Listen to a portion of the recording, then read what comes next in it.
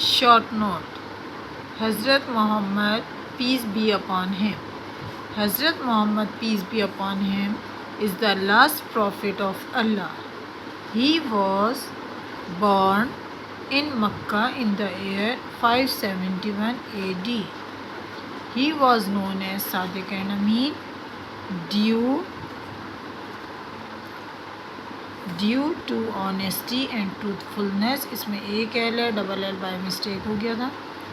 Truthfulness. At the age of 40 years, he started preaching the message of Allah to the Arabs and advised them not to worship idols but one true God. He was forced to leave Makkah and migrated to Medina with his followers around him.